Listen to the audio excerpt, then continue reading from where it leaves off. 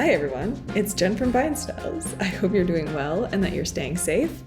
Well, it looks as though we're into our third set of restrictions, and while we wait to curve this thing, why don't we just sip some wine? So let's get right into it. And today we're going to be trying the 2018 vintage of the Pineau D'aunis from the Domaine Delobel, and it is the collection of La Parenthe.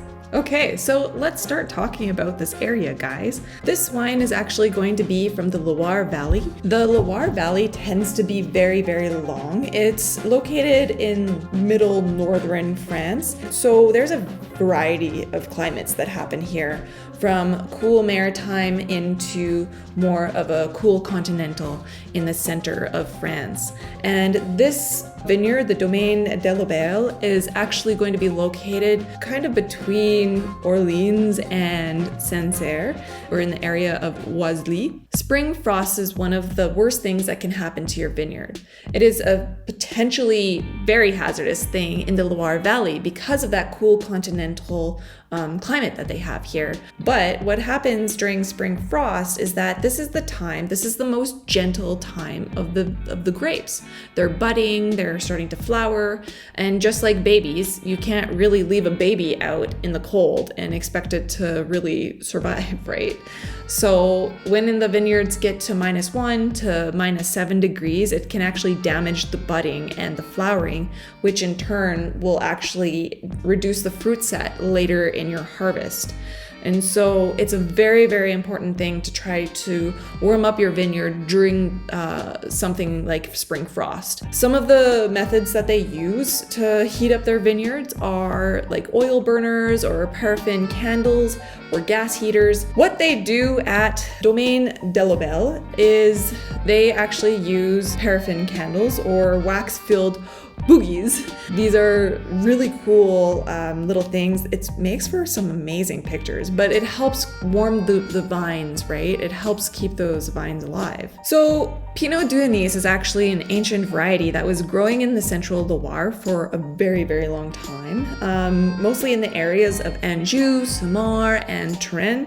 The grape was actually really popular in 13th century England with especially King Henry III. It was one of his favorites, but unfortunately, due to a maillard of complications, the grape was almost completely eradicated. In the Domaine Delobel estate, they actually have 2 hectares of land for this grape and gamay. Now about the estate.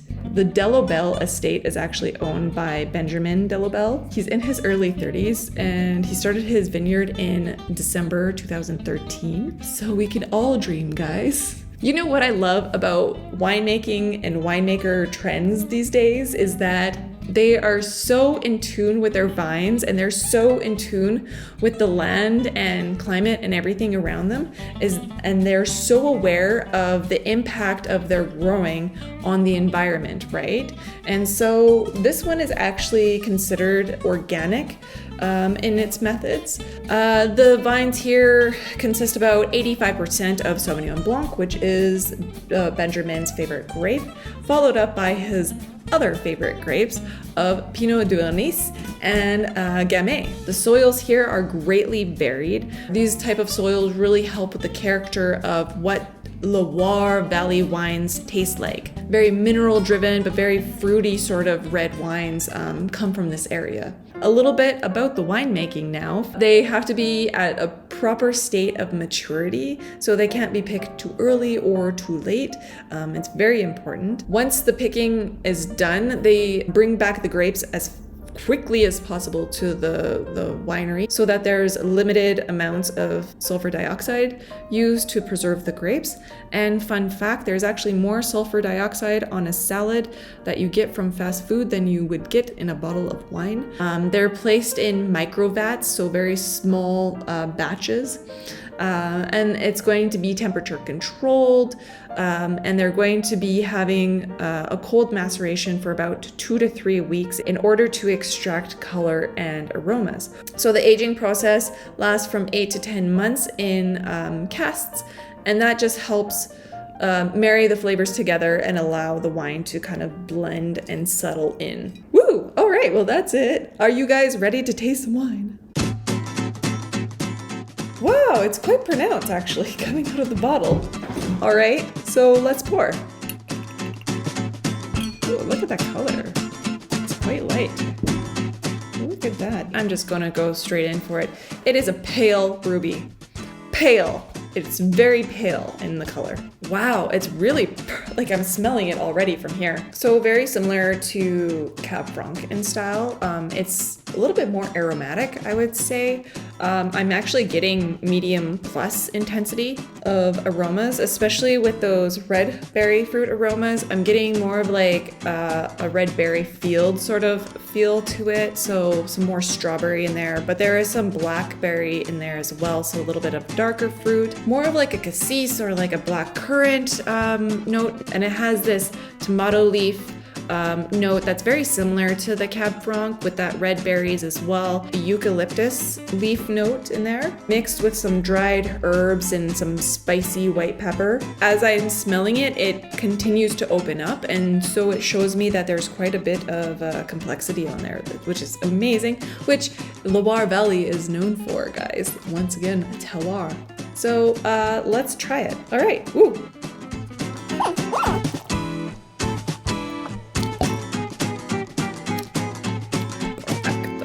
So this is a dry wine, but the acidity on it is very high. When I lean forward, I start to drool, and that's how I know that the acidity is high. It's very light, but it's very complex.